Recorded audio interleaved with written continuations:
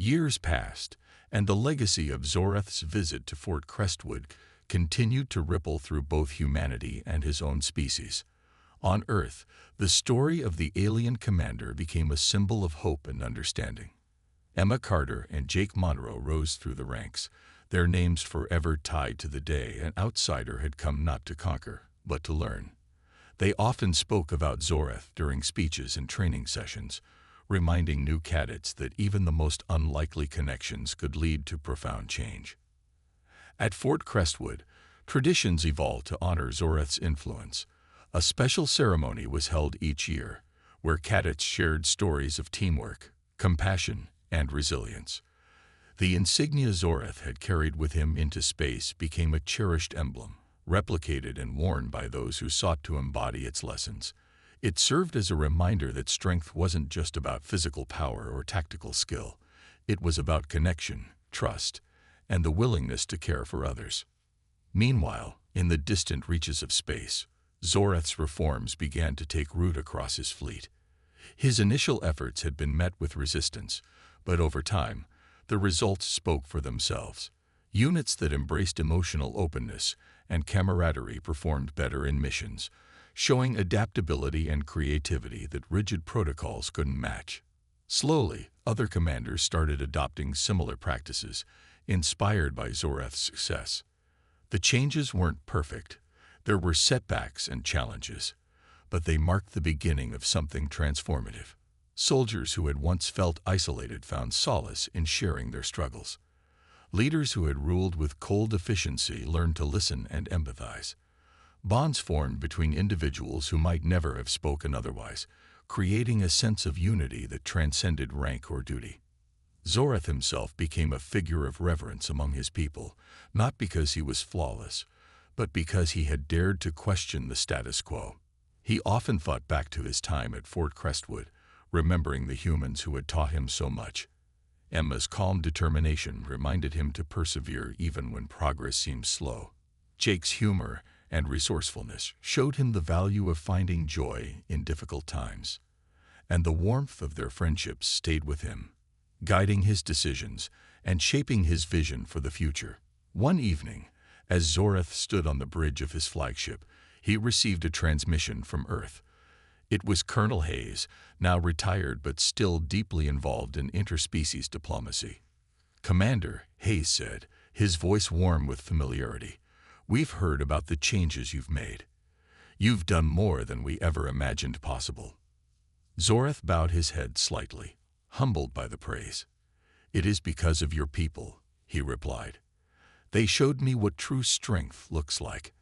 I am only carrying their lessons forward." Hayes chuckled softly. "Well, don't forget to thank Emma and Jake next time you see them. They'll be thrilled to hear how far their mischief has reached." The conversation ended with promises to stay in touch, and Zoreth returned to gazing out at the stars.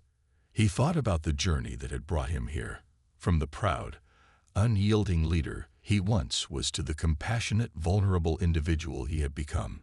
It hadn't been easy, but it had been worth every moment. As the years stretched on, the bond between humanity and Zoreth's species grew stronger.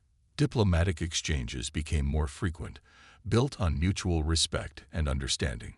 Stories of Fort Crestwood spread throughout the galaxy, inspiring other species to seek common ground rather than conflict.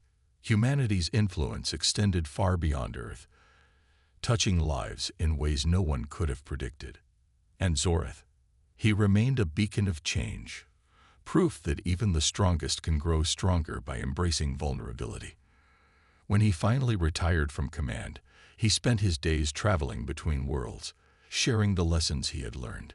Whether speaking to soldiers, leaders, or ordinary citizens, he always carried the insignia Emma had given him, a small but powerful reminder of the humans who had changed his life. In the end, Zoreth's visit to Fort Crestwood wasn't just a chapter in his story. It was the start of something greater. It was a testament to the power of connection, a reminder that even the smallest acts of kindness could spark monumental change. And as he looked out at the stars, no longer alone, Zoreth knew that the future would be brighter because of it. Months passed after Zoreth's departure from Fort Crestwood, and life at the academy returned to its usual rhythm. The cadets continued their training, facing new challenges and growing stronger with each passing day. But Zoreth's visit left a lasting impression on everyone who had met him. Emma and Jake often found themselves talking about the alien commander during quiet moments, wondering how he was doing and whether the lessons he'd learned would truly make a difference back home. Meanwhile, far across the stars, Zoreth worked tirelessly to implement the changes he had envisioned. It wasn't easy.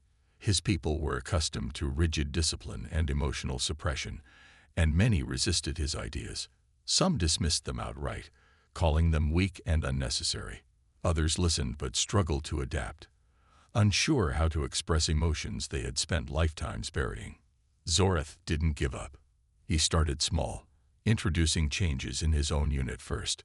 Soldiers were encouraged to share stories during downtime, just as the cadets at Fort Crestwood had done around the campfire. At first, the conversations were awkward and stilted, but over time, they grew more natural. Bonds began to form, hesitant at first, then stronger with each passing day. He also introduced team-building exercises designed to foster trust and cooperation. These activities mirrored the drills and simulations he had observed at the academy, emphasizing flexibility and creativity over strict adherence to protocol. Slowly but surely, his soldiers began to see the value in working together, not just as units, but as individuals who cared for one another. Word of Zoreth's efforts spread throughout his fleet, sparking both curiosity and skepticism. Some commanders mocked him, accusing him of undermining their way of life.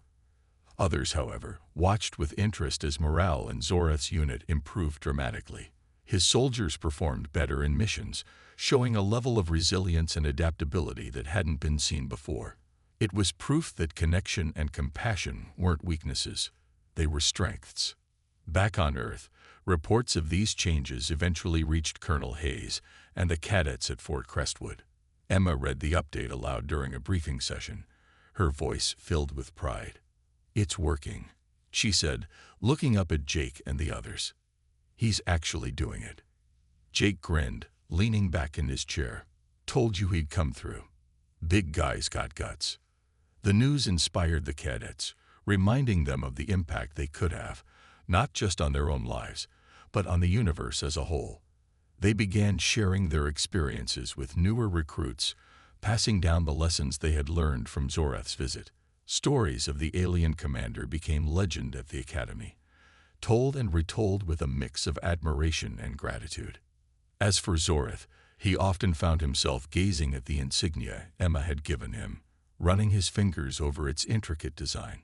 It served as a constant reminder of the humans who had changed him, who had shown him what true strength looked like.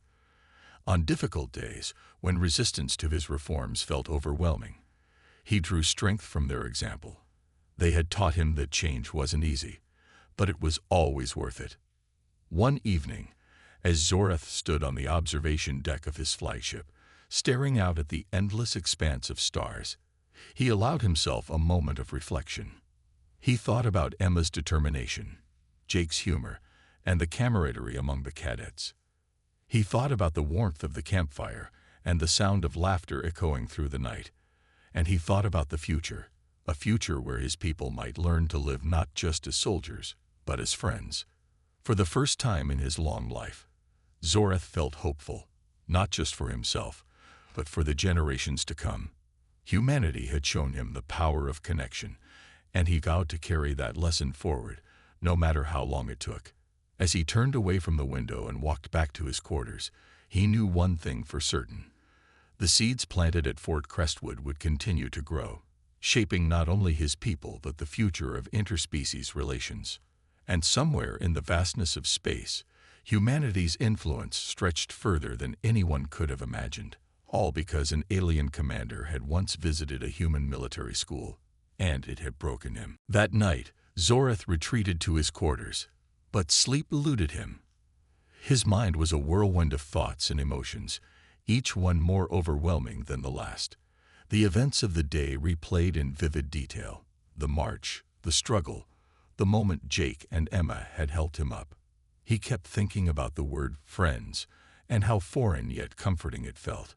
It wasn't just the physical act of being pulled to his feet. It was the understanding in their eyes, the way they didn't judge him for needing help.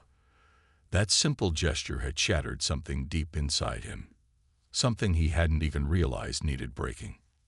Zorath paced the small room, his glowing eyes reflecting off the walls. He thought about his own soldiers, disciplined and efficient, but distant from one another. They followed orders without question, their loyalty rooted in duty rather than connection. He had always believed that was the best way, the strongest way. But now, after days spent among humans, he questioned everything. Was their rigid efficiency truly strength, or was it a mask for emptiness? He remembered Colonel Hayes' words, "Emotions don't weaken us, they drive us." At the time, Zorath had struggled to understand. Now he saw it clearly. Emotions weren't distractions or flaws. They were what gave life meaning. Fear, anger, love, they pushed people to protect each other, to fight for something greater than themselves. Without them, life became cold and hollow, like a machine running endlessly without purpose. As dawn approached, Zorath sat at the edge of his bed, staring at the floor. For the first time, he allowed himself to feel, not just the pride of command, but the weight of isolation. He had led armies, made decisions that shaped the fate of his people, but he had done so alone. His soldiers respected him, obeyed him, but they didn't *no* him. And he didn't know them. What kind of leader was he if he couldn't connect with those he led? Determined to change, Zorath began drafting plans in his mind. He would introduce elements of humanity's philosophy into his command structure back home. Soldiers would be encouraged to form bonds, share stories, and express emotions. It wouldn't be easy. His people valued logic above all else. But it was necessary. If humanity could thrive through connection, perhaps his species could too. When morning came, Zorath joined the cadets for breakfast, his demeanor noticeably different. He smiled, a small, hesitant gesture, but one that caught the attention of those around him. Emma noticed first, raising an eyebrow as she approached him. "You look lighter," she said, her tone curious. "I feel lighter," Zorath admitted. "Your kindness has taught me much. I wish to bring these lessons back to my people." Jake grinned, clapping him on the shoulder. "About time someone shook things up over there," he joked. But his expression softened as he added, "Seriously though, if anyone can do it, it's you." The sincerity in Jake's voice touched Zorath deeply. He realized he wasn't just carrying knowledge back to his people, he was carrying hope. Hope that they could learn to care for one another, to trust and support each other as these humans did. It wouldn't happen overnight, but every journey began with a single step. Later that day, during a farewell gathering organized by Colonel Hayes, Zorath addressed the entire academy. Standing before the assembled cadets, he spoke from the heart. "I came here to observe your methods of training and leadership," he began, his deep voice resonating across the courtyard. "But I leave having learned far more than I expected. You have shown me the power of connection, of caring for one another despite differences. You have reminded me what it means to be strong, not through perfection, but through compassion." The cadets listened quietly, their expressions thoughtful. When Zorath finished speaking, Emma stepped forward and handed him a small object wrapped in cloth. "This is for you," she said softly. "A reminder of what you've learned here."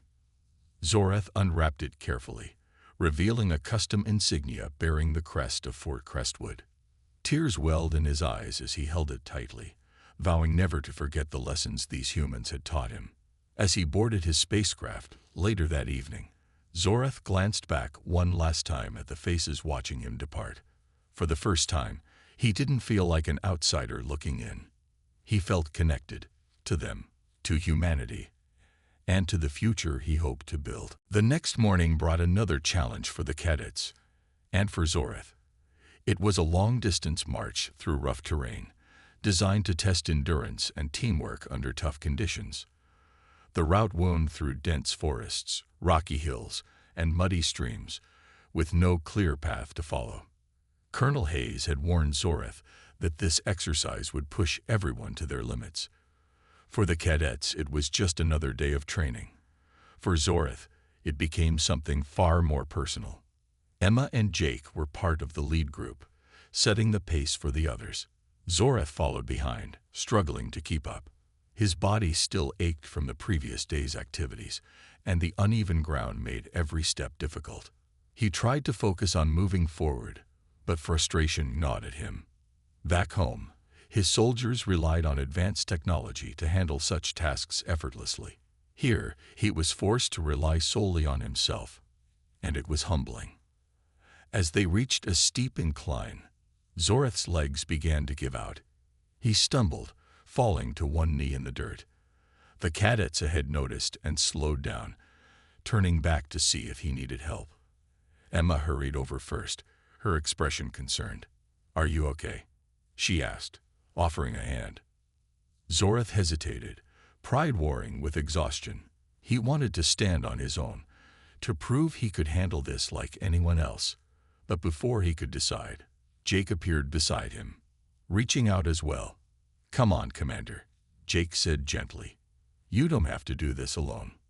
Something inside Zoreth broke at those words. He wasn't used to accepting help, especially not in front of others. In his world, showing weakness was unthinkable. Yet here was Jake, offering support without judgment or hesitation. Slowly, reluctantly, Zoreth took their hands and let them pull him to his feet. The rest of the march felt like an eternity. Each step was harder than the last, and Zoreth's mind raced with thoughts he couldn't quiet. Memories of his own soldiers flashed in his mind. Young warriors who had fallen in battle, their faces etched with determination, but also loneliness. They had fought bravely, but they had done so without the bonds he now saw among these humans. Without the trust, the care, the connections that made life worth living. By the time they reached the halfway point, a clearing near a bubbling stream, the group stopped to rest. Zoreth sat apart from the others, his head bowed and his breathing heavy. Emma approached him cautiously, sitting down beside him. "You're doing great," she said softly. "No one expects perfection. Just keep going." Her words struck a chord deep within him. Perfection. That was what his people strived for, what they demanded of themselves and each other. But perfection, he realized now, came at a cost. It left no room for humanity, for emotion, for connection. And without those things, what did it truly mean to be strong? Jake joined them a moment later, holding out a canteen of water. "Here," he said, handing it to Zoreth. "You've earned this." Zoreth accepted it, his hands trembling slightly. As he drank, he felt tears welling up in his eyes. Tears of gratitude, shame, and something he couldn't quite name. "I don't know how to thank you," he said finally, his voice thick with emotion. "For everything. For helping me. For showing me what I've been missing." Emma placed a reassuring hand on his shoulder. "You don't have to thank us," she replied. "That's what friends do. We look out for each other." Friends. The word echoed in Zoreth's mind, unfamiliar yet beautiful. He had spent centuries leading armies, making decisions that shaped the fate of his people, yet he had never truly known friendship. Now, surrounded by these humans who accepted him despite his differences, he understood its value. When the group resumed the march, Zoreth walked with renewed determination. His body still ached, but his spirit felt lighter. For the first time, he allowed himself to lean on others, not just physically, but emotionally. By the time they reached the finish line, he wasn't the same alien commander who had arrived at Fort Crestwood. Something inside him had shifted, cracked open by the kindness and strength of the humans around him. As the sun set over the horizon, painting the sky in shades of orange and pink, Zoreth stood quietly, watching the cadets celebrate their accomplishment. He didn't join in their cheers, but for the first time, he felt like he belonged. Over the next few days, Zoreth found himself drawn more and more to Emma and Jake. Their openness intrigued him, and he began asking them questions about their lives outside the academy. At first, they were hesitant, unsure how much to share with someone so different from them. But as Zoreth listened intently, his curiosity genuine, they started opening up. One evening, after a long day of training, the three of them sat around a campfire with a group of cadets. The air was cool, and the crackling flames cast flickering shadows on their faces. Someone had brought out a guitar, and soft music floated through the night. Zoreth watched silently as the cadets laughed, told jokes, and shared stories. It was a side of humanity he hadn't seen before, relaxed, unguarded, and full of life. Jake leaned back against a log, strumming the guitar lazily. "So, Commander," he said, glancing at Zoreth, "what's it like where you come from? Do you guys ever just hang out?" Zoreth tilted his head, considering the question. "Not in the way you do," he admitted. "We focus on tasks, missions, and duties. There is little time for leisure." Emma raised an eyebrow. "No downtime at all? No stories? No music?" She gestured to the group around the fire. "This is how we recharge, how we stay connected." Zoreth nodded slowly, his glowing eyes scanning the faces around him. He noticed how the cadets leaned closer when someone spoke, how they laughed at each other's jokes, and how they listened intently to every word. It reminded him of something Colonel Hayes had said. Stories weren't just entertainment, they were lifelines. Encouraged by their willingness to include him, Zoreth decided to ask a question of his own. "Tell me about your families," he said, his deep voice cutting through the hum of conversation. The group fell quiet for a moment, surprised by the request. Then, one by one, they began sharing. A young cadet named Lisa spoke first, her voice soft but steady.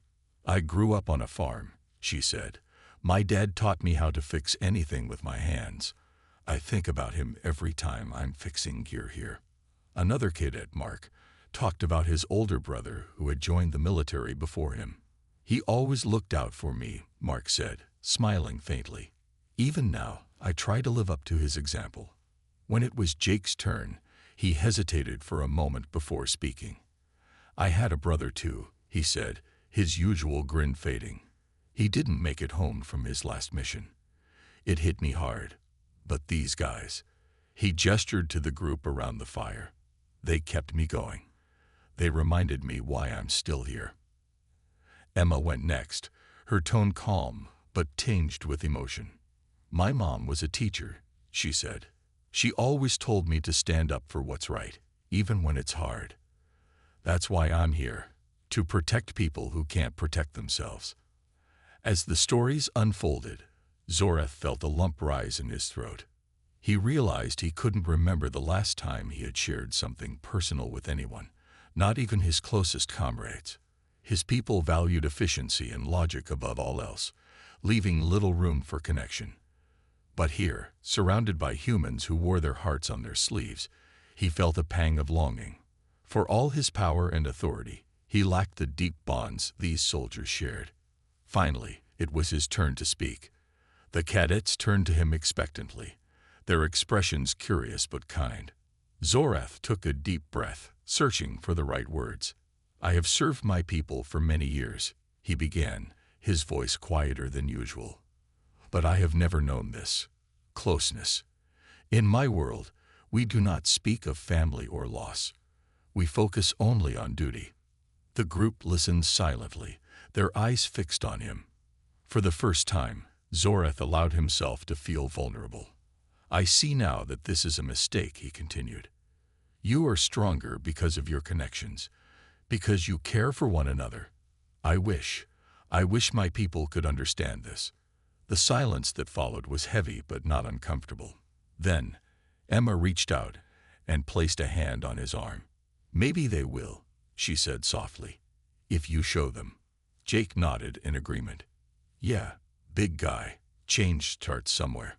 Why not with you?" Zoreth didn't respond immediately. Instead, he stared into the fire, the warmth of it mirroring the newfound warmth in his chest. For the first time, He felt hope, not just for himself, but for his people. If he could bring even a fraction of what he had learned here back home, perhaps he could help them find the same strength he sought in these humans. As the night wore on, the group continued talking and laughing, their voices blending with the crackle of the fire. Zorath stayed until the flames burned low, feeling more connected than he ever had in his life. That evening, after the endurance test, Zorath found himself unable to rest. His body ached from the climb, but it was his mind that kept him awake. The day's events replayed in his thoughts, the laughter of the cadets, their willingness to help one another, and the way they celebrated small victories together. It all felt so foreign, yet strangely familiar, as if he had been missing something vital without even realizing it. Unable to stay in his quarters any longer, Zorath decided to seek out Colonel Hayes. He knew the human leader would still be awake, likely finishing up paperwork or planning for the next day's activities. When he arrived at Hayes' office, he knocked softly on the door. "Come in," Hayes called, looking up from his desk with a surprised expression. "Commander, is everything all right?" Zorath stepped inside, closing the door behind him. For a moment, he struggled to find the right words. How could he explain what he was feeling? Finally, he spoke. "Colonel, I have questions about your soldiers, about humanity." Hayes leaned back in his chair, studying Zorath carefully. "Ask away," he said, gesturing for the alien commander to sit. Zorath hesitated but eventually took a seat, his glowing eyes fixed on Hayes. "Why do your soldiers act so emotionally?" he asked. "They laugh, argue, share stories. My people suppress such things. We believe emotions weaken us." Hayes let out a soft chuckle, shaking his head. "Emotions don't weaken us, Commander. They drive us. Fear makes us cautious. Anger fuels determination. Love gives us purpose." He paused, leaning forward slightly. "You see, humans aren't machines. We're flawed, messy, and unpredictable. But those flaws are what make us strong. They're what push us to protect each other, to fight for something bigger than ourselves." Zorath listened intently, his brow furrowing as he processed Hayes' words. "But isn't there a risk in allowing emotions to guide actions? What if they cloud judgment?" "Of course there's a risk," Hayes replied. "But there's also beauty in it. Emotions bring people together. They create bonds that can't be broken, even in the toughest times. Take Emma and Jake, for example.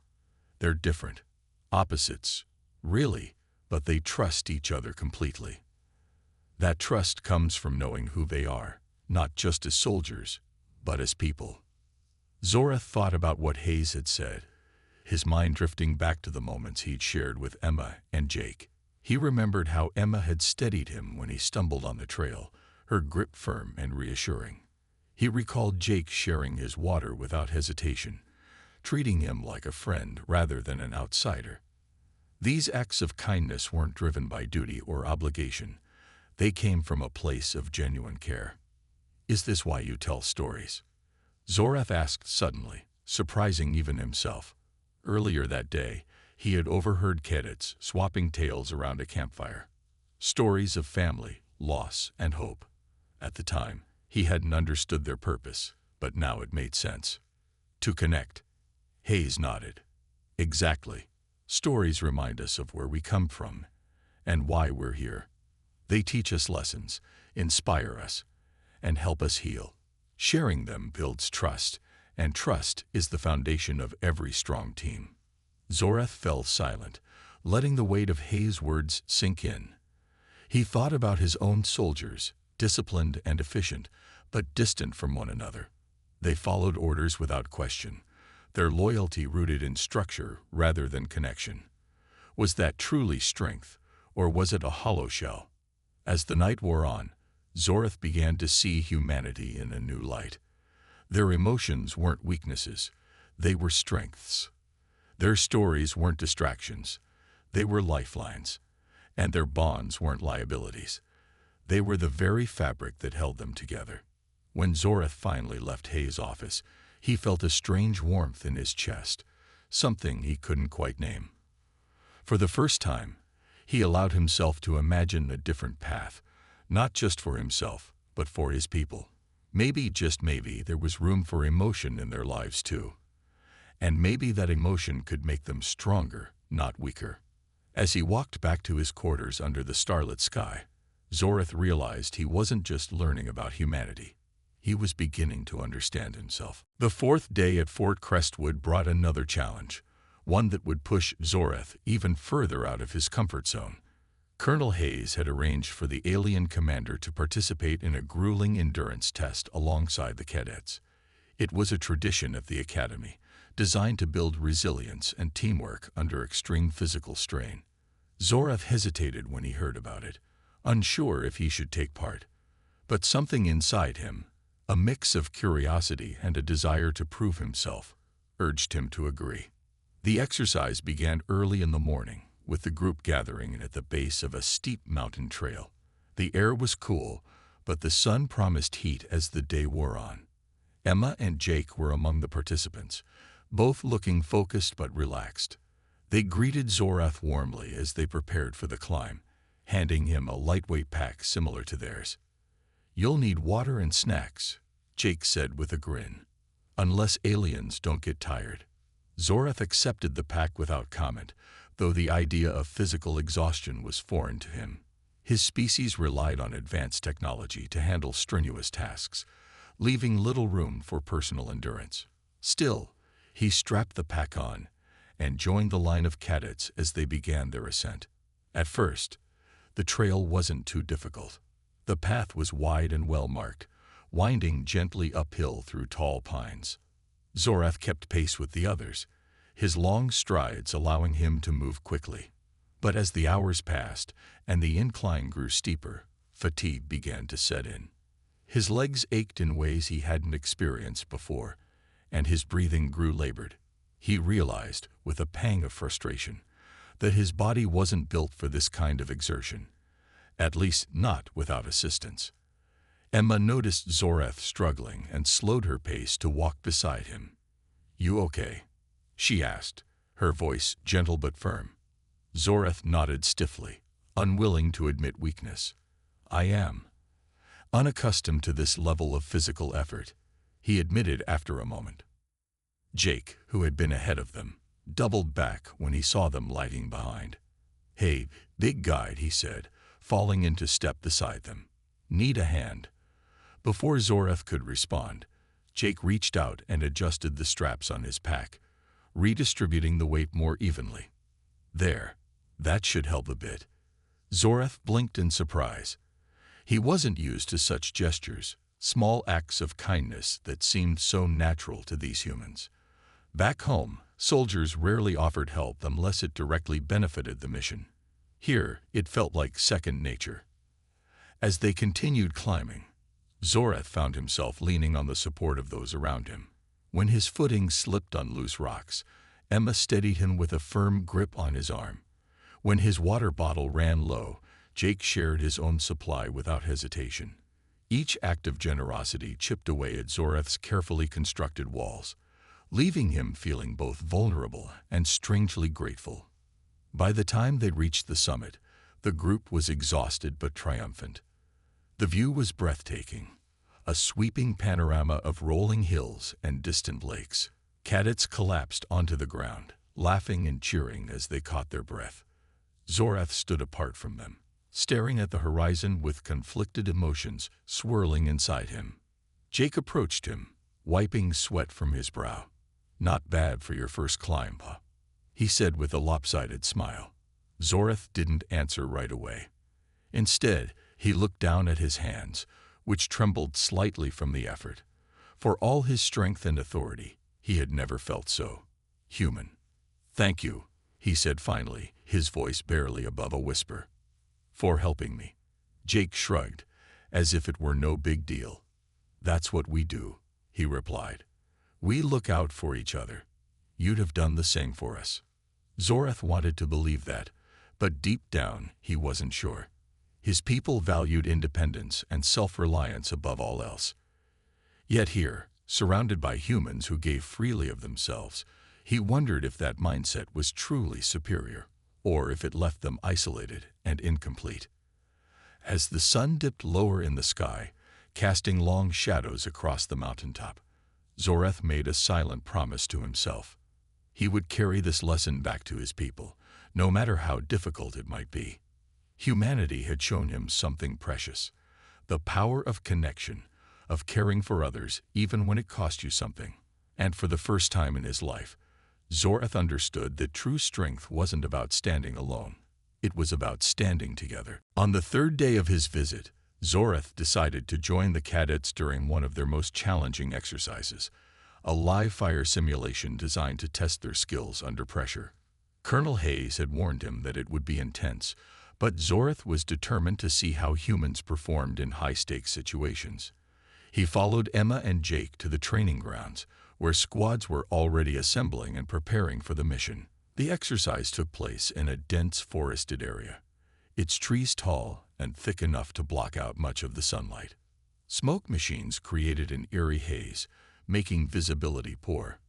The air buzzed with tension as instructors barked last-minute instructions and cadets checked their gear. Zoreth stood back, observing quietly, his glowing eyes scanning the scene. To him, it looked chaotic. Soldiers moving in every direction, shouting commands over the hum of equipment. But there was an underlying order that he couldn't quite grasp. Emma's squad was assigned to secure a mock enemy position deep within the woods. As they moved out, Zoreth trailed behind at a safe distance, guided by Jake, who offered commentary along the way. "This is where things get real," Jake said, keeping his voice low so as not to distract the cadets. "No second chances if someone messes up." Zoreth nodded slowly, though his mind raced with questions. How could these humans function effectively in such unpredictable conditions? Back home, his soldiers relied on strict protocols and advanced technology to minimize risk. Here, it seemed like success depended more on instinct and teamwork than anything else. As the squad advanced, everything seemed to go smoothly at first. They communicated through hand signals and whispers, moving silently through the underbrush. But then, disaster struck. One of the cadets accidentally triggered a malfunction in their communication device, causing static to erupt loudly from their radios. The noise echoed through the forest, alerting the enemy forces to their location.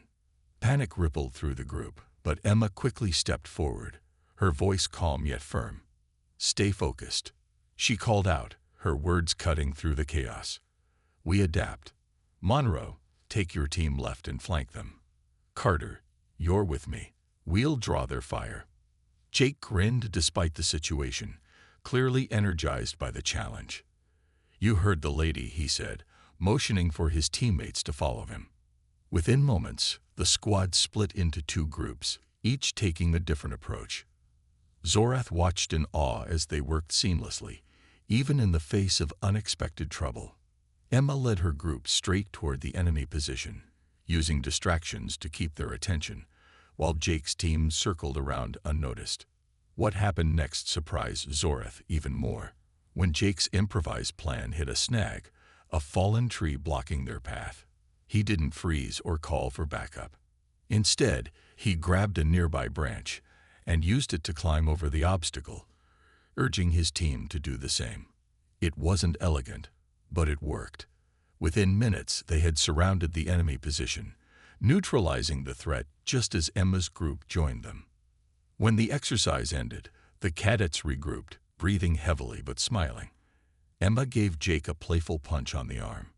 "Nice work, Monroe," she said, though her tone carried a hint of pride. "For once, your crazy ideas actually paid off." Jake smirked. "Told you I'd come through." Then, noticing Zoreth standing nearby, he added, "What did you think, Commander?" Still convinced we're all chaos. Zoreth hesitated before answering.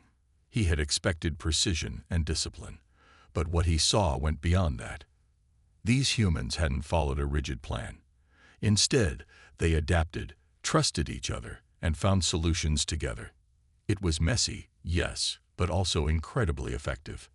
"I am impressed," he admitted finally, his voice quieter than usual. "Your ability to improvise is remarkable."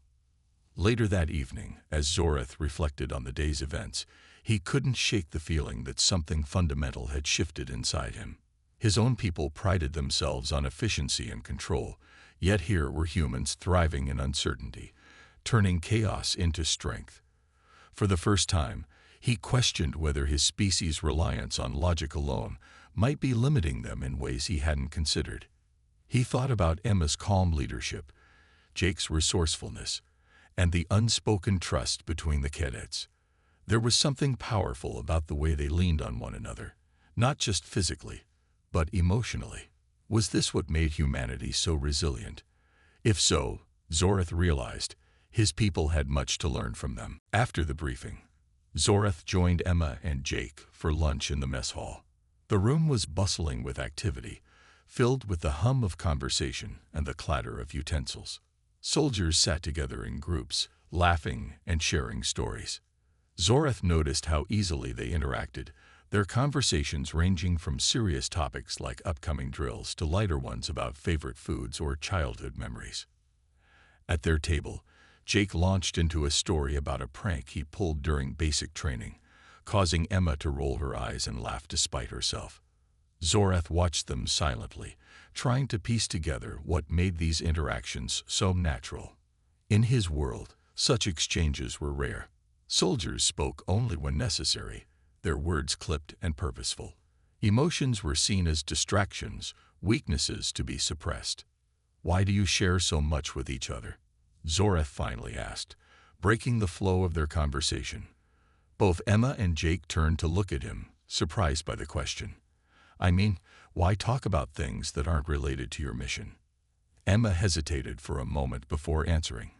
"Because it helps us connect," she said simply. "Knowing someone's story makes you care about them. And when you care, you fight harder, not just for yourself, but for them too." Jake nodded in agreement. "Plus, life's not all about missions and battles," he added.